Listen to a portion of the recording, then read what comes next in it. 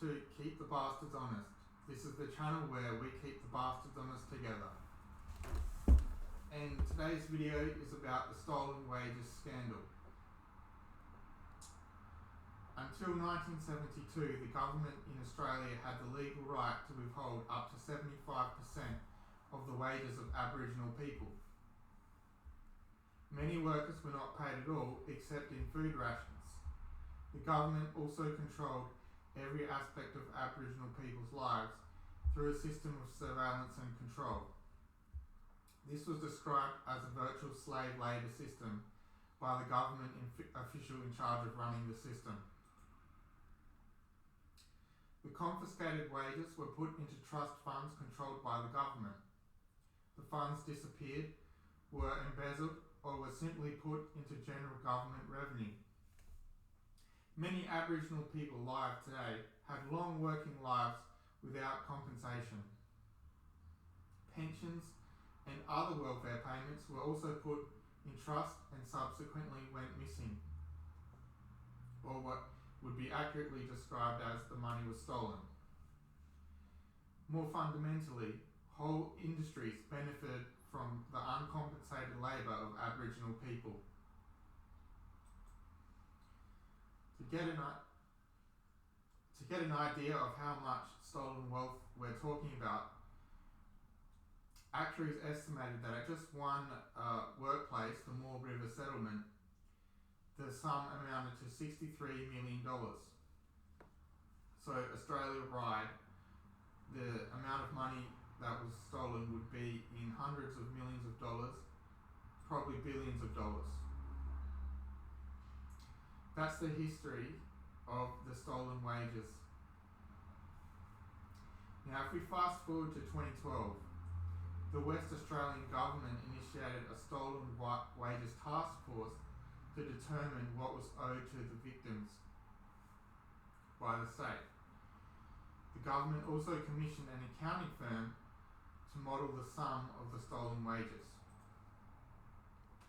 Now, what happened next was shocking, and I was shocked when I found out about this.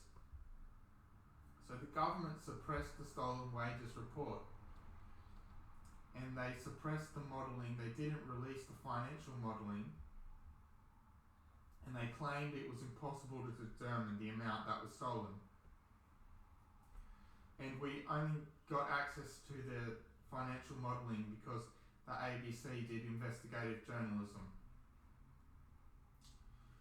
So the financial modelling showed that individuals were owed up to $78,000. And the government,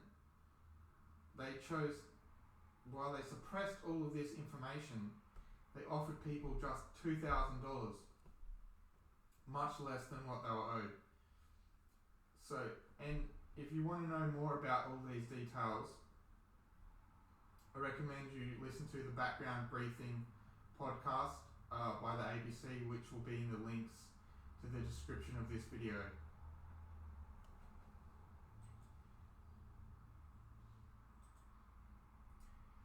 So this video, the subject of this video is about that decision, which I think was an obscenely unjust decision by the government.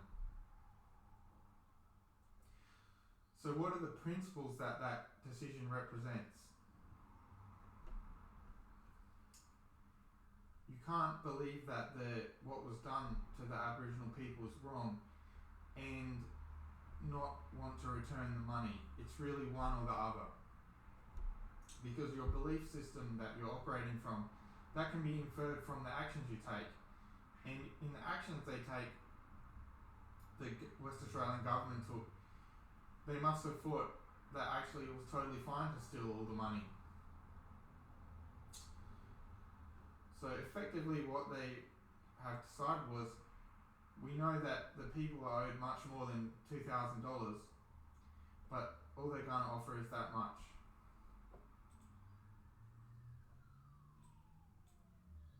And I think it's a huge injustice. So how can something like this happen? So the government in this situation used all the normal tactics to avoid accountability. They delayed taking action, they hid information, they told lies.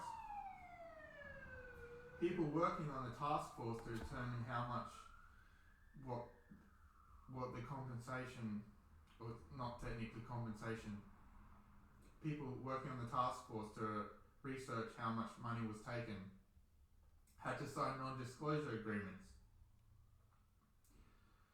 And they subsequently broke those agreements and became sources for the ABC. So the full works of government abusing their power is evident in this situation. But ultimately, if you want to understand how the government can do something like this, you can't place all the blame on the government. Some of the blame also has to come to the citizens. When people have an expectation that only one course is acceptable, it's very hard for the government to defy that and do the opposite thing.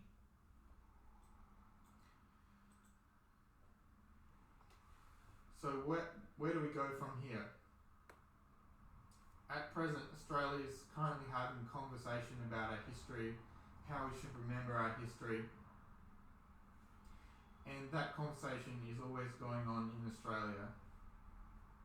But recently it's been more intense because of the influence of the Black Lives Matter movement in America. And that's a very strange situation because I think a lot of Aussies think that's crazy what's happening in America, there's nothing like that. Well really, there's just as bad things, if not worse, happening in Australia. And people are not very informed about that. And one of the reason I made this video was because I don't think people are very informed. And I do hope that when people watch this video or learn about this, they'll have the same reaction I had, which was I was really horrified to find out that this was something the government had actually done. So this video is not about something that happened in the past. I think it's really important to learn about the history of a country, and there's heaps of great resources you can do that with, and I'll put some of them in the links to the description. But this video is about a decision that was taken in the present. And the title of this video is Australia Learning from its Past.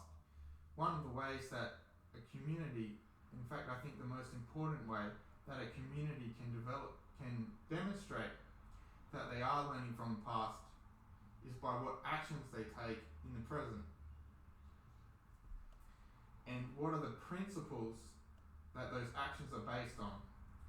And I think based on the actions the West Australian government took, they don't have any empathy or any understanding that what happened was wrong, because if they did understand that, they would give people justice.